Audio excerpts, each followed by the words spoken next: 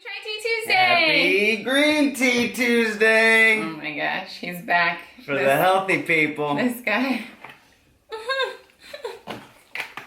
I don't drink out of Good containers stuff. after him. Oh my gosh. Okay, so it's Valentine's Day. Happy Valentine's Happy Day. Valentine's Day. I'm still in my pajamas. Good morning. Happy Valentine's you. Day. I love you more.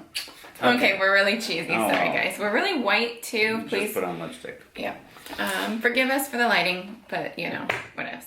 Okay, so I have questions, and we're going to answer love questions because it's Valentine's Day. Yay! Okay. Do you think it's wrong for someone to be in a relationship for so long, let's say 8 years, but still not commit to marrying them? Ooh. I feel like a lot of this goes on the guy because the guy generally in Western culture proposes, so True. let's hear your answer. True. I think they should definitely have proposed by now. 8 years is quite enough time to figure out if you are the right match for that person. So yeah. Get on it. Get on it. Yeah. Unless you're like 18 and you've been together since you're 10, you know. But if you're in your late 20s, early 30s, and that hasn't happened yet. Good point. It's kind of a timing thing. Put You've a been ring together on it. since you're 16, like For maybe sure. it's a little different. But if you're going on to 30, yeah. And something that I put a ring on. It's too bright to even see my ring. Into Gems and Diamonds, shout Yeah. out. Okay, so one little thing I'll tack on to that. Go for it. I have heard in like many studies and things that after about 2 years, the in-love feeling, like the butterflies and all that, can start to fade and you know that it's really real. So if it's like after 2 or so years and you haven't done it, that's when you should be getting on it. Yeah. This is just our opinion, but hey, And you she know. reads a lot of studies. She's a I do. studier. Okay, what do you think the secret is to maintaining a great relationship filled with love? Okay, you did the last one, so I'll get this one. Communication and speaking each other's love languages. Yes. It's a book. I'll put a link below. It helps you give love to the other person in the way that they receive it. Yes. And I think that's such a huge key for keeping love in a relationship. Yeah. And you actually need to put the link below because I watched some of your videos and you say that and then you don't do that. Or like sometimes it takes me 24 hours. I don't do it right away. I will actually put the link below before I make this video public. Thank you, husband. She said it.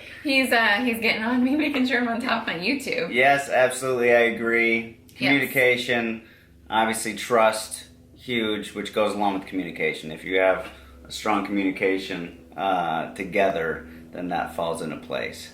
And speak each other's love languages. Yes.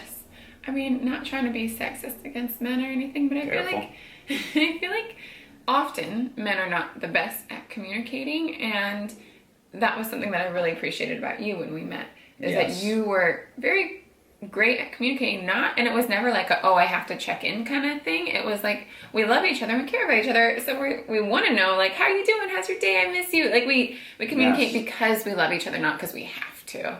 Right. Okay. Do you believe in soulmates, or do you think relationships need work and dedication? You go. Both. That's what I was gonna say. Absolutely. I believe that you're my soulmate for sure. And I also believe that it takes a lot of work. And dedication. And dedication. Yes. To have a strong relationship. Yeah. So. Agreed. You want to follow up on that? Yeah, I'll follow up on that. It's just not that I have any like difference in opinion, but I do think a lot of it also has to do with like timing, because you can meet the most amazing person when you're like 17 and it just doesn't work out because you're both immature. So like so much of it is timing and when you are ready. But then again, like I feel like God brings you together at the right time.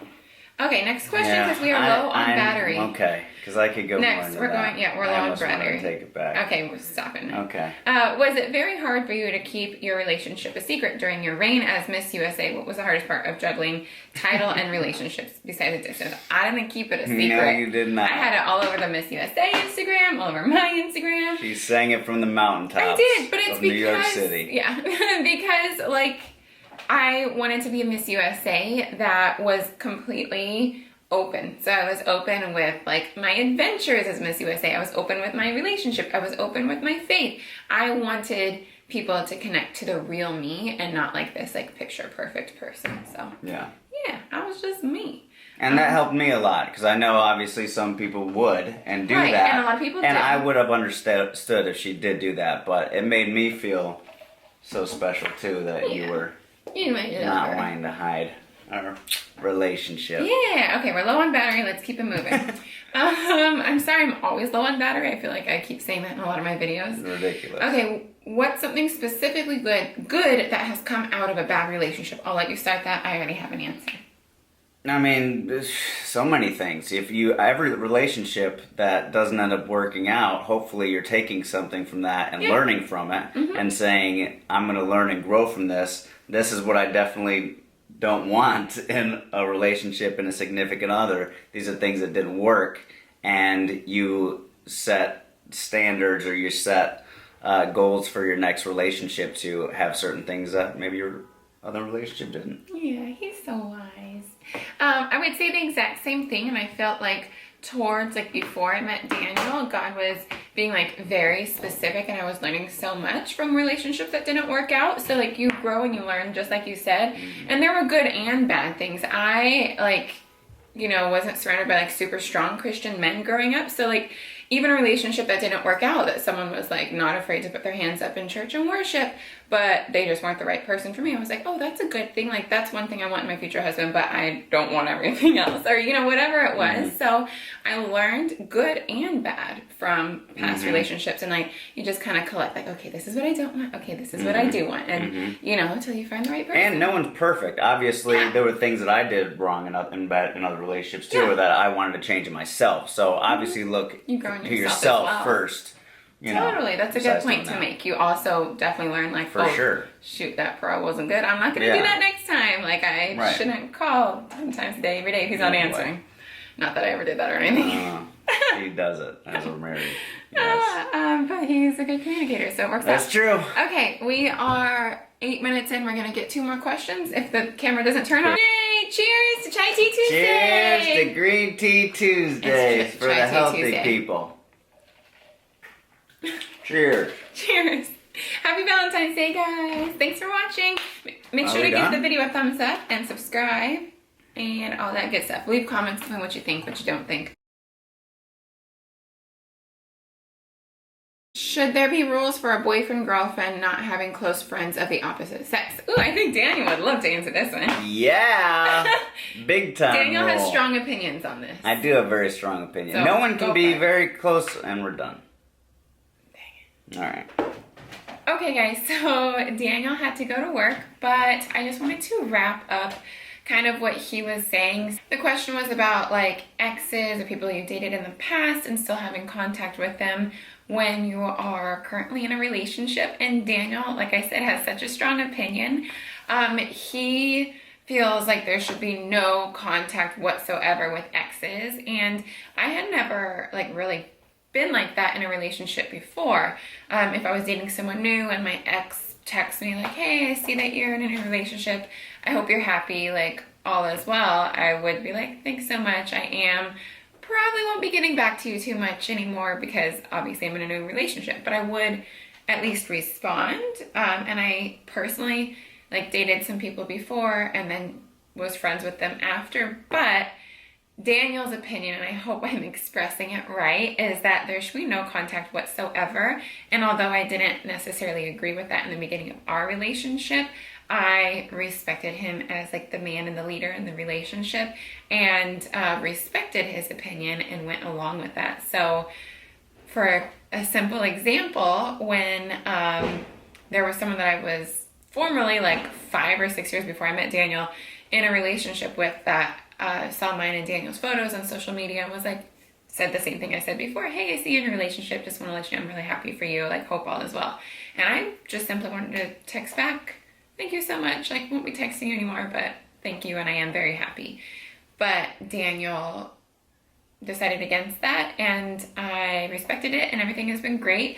Also, from a girl's point of view, I really loved that that was his opinion for himself, because he did have exes texting him, same one, even like multiple times, texting him, and I really liked that he said, no, I'm not with her, I'm with you, so I'm not going to give her a single ounce of my energy. Why would I do that? So never once text his ex back.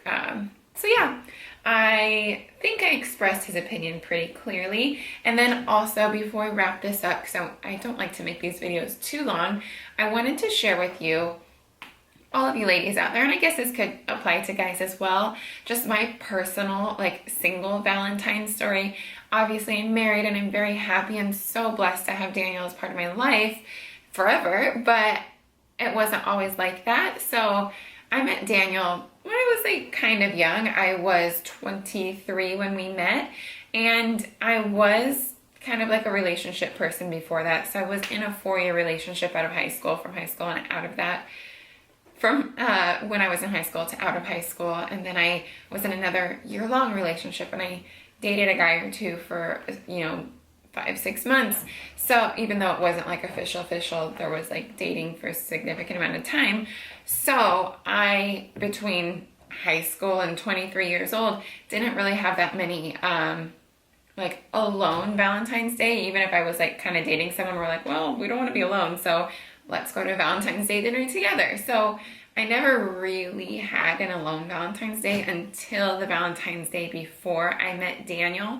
So the point of what I'm about to share with you is I want to encourage anyone that is single, that's alone on Valentine's Day today, that it can actually, although you see everyone's pictures and all of that, it can actually be just a wonderful thing and a wonderful experience. My one Valentine's Day to myself, I bought myself some wine, I bought myself some chocolate, I had a movie night in with myself, I painted my nails, I got a face mask, I did a face mask, I did a hair mask, and I just pampered and treated myself. And I think the point of that is that it's so important to love yourself without anyone else, to be okay with being alone with yourself, to be okay with who you are without anyone else adding to it. And at that point in my life, I was able to realize that I didn't need a man in my life to be happy. I was happy completely on my own, and I think that's a really healthy point to try to get to before you settle down with the one, because then you're never alone again. You're never on your own again. So it's really good to have that quality time with yourself. Know who you are and love yourself so deeply, and just love who you are without anyone else being added to the equation.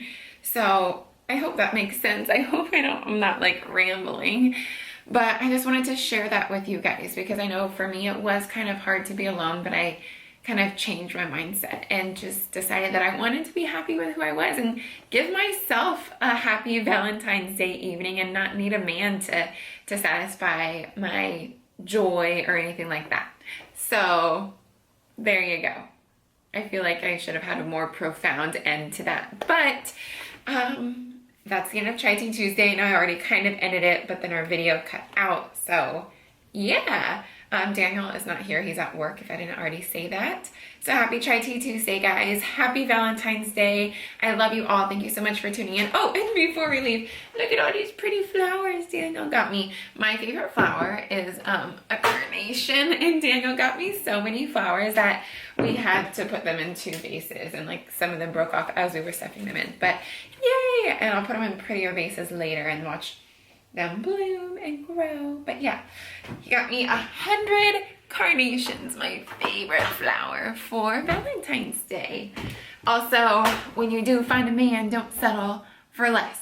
Settle for the best, because you deserve it, no matter who you are. Boy or girl, man or woman, you deserve the best. All right, love you guys. Bye.